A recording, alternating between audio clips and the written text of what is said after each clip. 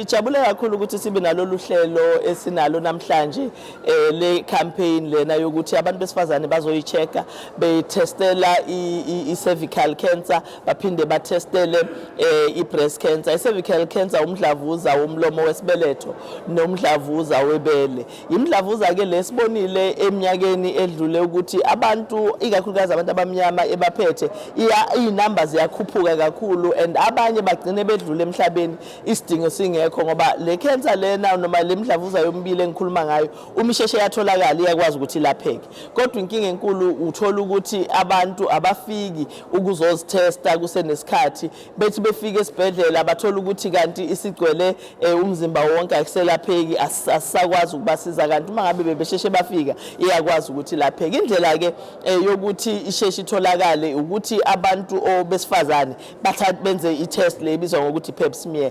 Umthetho ke uthi abantu besifazane aba-HIV negative kufuna bateste njalo emva kweminyaka e10 aba-HIV positive bateste njalo emva kweminyaka emithathu. Mina kodwa ngithi abantu besifazane abateste nje njalo emva kweminyaka emithathu ngoba isikhathi siyashesha manje usukungazi ukuthi kuzokwenzekani. So uma ngabe utesta njalo emva kwa3 years at least uyazi ukuthi umiphi. Kubalekile ke ukuthi abantu bakithi siba encourage. In fact into engijabulisile ngalolu hlelo namhlanje ukuthi uma ufika la uthola abantu abadala, uthola izingane ama teenagers, uthola osisi, you know, omama, so wonke umuntu ukhona. Omama ke ogogo bathi hey cha besaba ukuza la ngane yami ngoba awu angikwazi phela ukuvula ngivulele nje izingane ezincane. Kuyakutshela ke kodwa lokho ukuthi omama kakhulukazi nogogo baba ne discomfort noma bangakhululeki kahle ukuthi hey ngiyofika ngikhunyuliswe lapha bese ngenze njani. Kodwa kuyangijabulisa ukuthi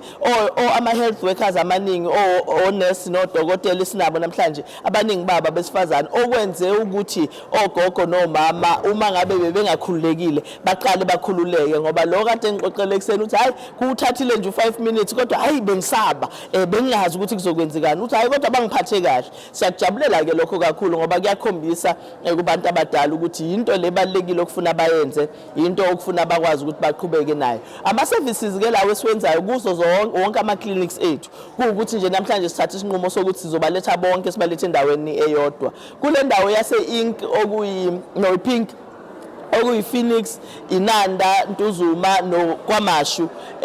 Indawo esidecide ukuthi kulokhu asibalethe la asize khona sibe ne-target ka-2500 kodwa uma sifike ekseni sibona ukuthi inamba yabantu abakhona inkulu kakhulu. Si break record lethu ke last time siyenza i-drive lana sabona abantu abawu-2060 hayi kodwa uma ngibuka nje ngiyacabanga ukuthi siyadlula lapha ku-3000. Akusulo kuhlelo siligcinayo namhlanje lolu sizoqhubeka kuma-district onke ikakhulukazi lama district asemakhaya ngoba siyazi ukuthi khona izibhedlela ziziningi kakhulu. So kubalekile ukuthi sibe nosuku esibabizayo bonke abantu sithabeze and siyathemba ukuthi omama osisi amantombazane akulama districts esisazoya kuona azophuma ngobuningi babo njengoba benzile la.